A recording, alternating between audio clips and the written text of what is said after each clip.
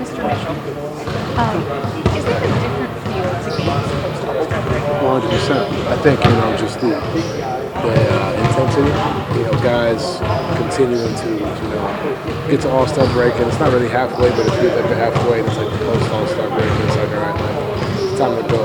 These next 21 games are the most important of the season, but I don't think we can kind of turn it into looking at 21 games. You got to look at one game individually because that's how you start to kind of get all over the place. So just continuing to take it one game at a time, but post All-Star break, these games are In your experience, what do you think separates the good playoff teams from the better playoff teams in this stretch? Pay attention to detail. Every possession matters. Limiting mistakes, simple mistakes. You have aggressive mistakes, turnovers, different things like that. But limiting, miscommunications on defense. Bad plays on offense. Like those are the little things that take you.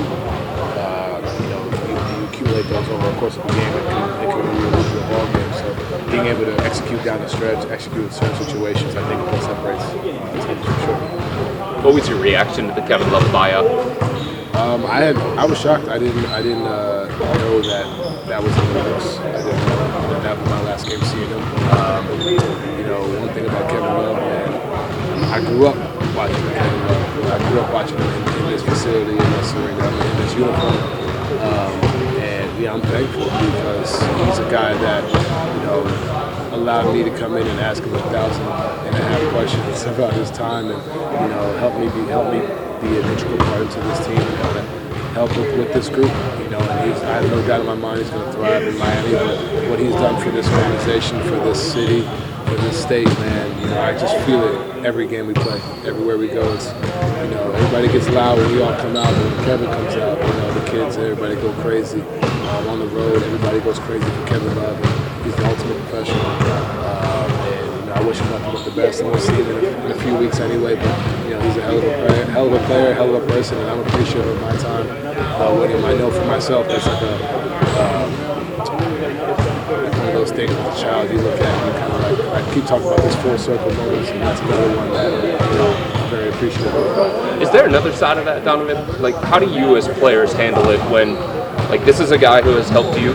Obviously, you talked about all the things that he has accomplished throughout here, but he's willingly choosing to leave you guys. I wouldn't say, I don't think any of us take it personally. I think with his role in the past was 10 or 11 games wasn't what he wanted. And as players, we understand that, and if that was his decision, that's fine. We'd have no love lost. Like, I don't hate him. I don't want to, like when it's on the court, I hate him. But at the end of the day, that's a guy that ultimately respects. He sees value in the way he can play, and he wasn't getting an opportunity here. And I think that's the ultimate best decision for him as a player, and you want to respect that. It's positive. He has no animosity towards anybody in this organization, but he feels like he can play. And I respect that opportunity. Have you talked to him in the past week? I have. It's been hectic, but I haven't. I've reached out to him. Maybe yesterday.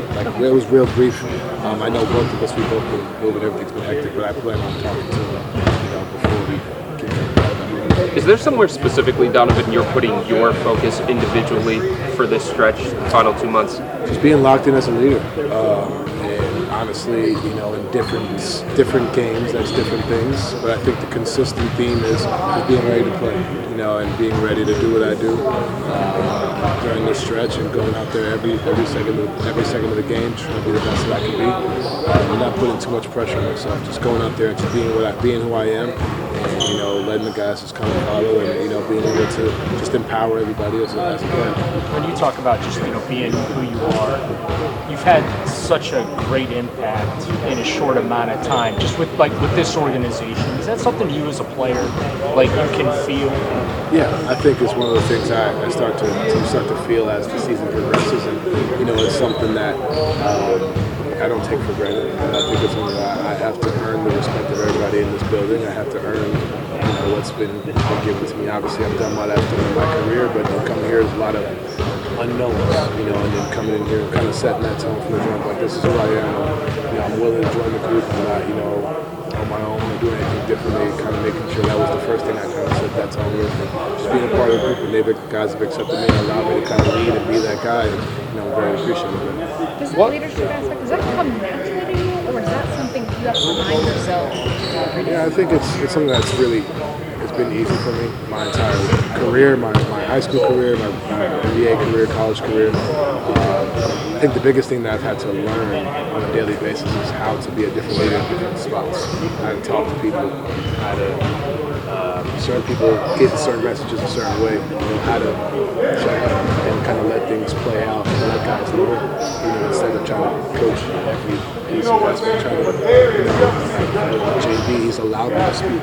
He's been cool with me to come in and speak to the guys, but sometimes saying nothing says something too. And, I think that's something that I've learned as well. And also, it's not just me. You got Ricky Rubio out there who's helping me. You got Robin Lopez, you got Paulo Neto, guys who've been there. Jetty Osmond who's been there. Jetty does it in his own way, in his own way, but being able to not just have it all just be like Donovan, the same voice after a while, too much. What are you hoping to accomplish from your new elected position? Say again? What are you hoping to accomplish with the Players Association with your new? Well, first of all, I would like to say that we don't have a lockup, but I can't speak on that. That's the ultimate goal. We want to play games. We want to play basketball. We want to be able to provide for our fans. We also want to be able to put on the game for our fans, but also being able to pay the game forward. Pave the way for the guys who are coming behind us, like the guys who in front of us did. To continue to be, leaders in that respect, and I think that's something that I really want to focus on. I feel like I have an impact on. I know a lot of guys in this league, and I think being able to kind of reach different demographics of the league, I think is huge, and I'm excited and I'm a little nervous. It's something that I've never really been. There's a lot of expectation behind it, but I think if you're not nervous, then you don't care. And I truly care about this, and I'm excited. There's a lot of conversation about March 30th. I think it's March 31st with the CBA talks. Where just how involved now is VP? Do you get into that? I haven't gotten in right away, so I have a little bit of time. I have a little bit of time before I get into it. Like I said, I got voted. Was it Saturday morning? I think it was. So it's right in All-Star weekend. So I got some time. I'll be on calls in the coming weeks for sure, and I'll be on stuff and then I'll be able to comment more about all the stuff going on. I was just worried, about your personal involvement, how involved. In due time, it'll happen. Is that something you campaign to be part of? Excuse me? Is that something you campaign to be Yeah. part of? So how the process works is you go in. First of all, you have to be nominated, and I was nominated, and then you have to give a mini speech. Nothing that's prepped, but kind of just what if you just asked me, what do I hope to get done? What do I hope to accomplish? And then they have a vote. And I was voted in right before All-Star practice. It was great. And I rushed on out of there. But, something that I wanted to do.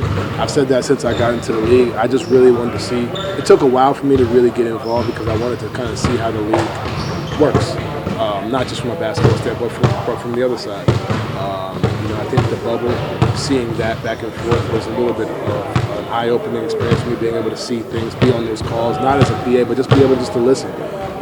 Just be on those calls that can help understanding, and I started to understand more and more as my time goes on. Because I don't want to just go into something and, say, I'm a VP, and then I have no idea what the hell I'm doing, the hell I'm talking about, because that's just a bad representation of the place.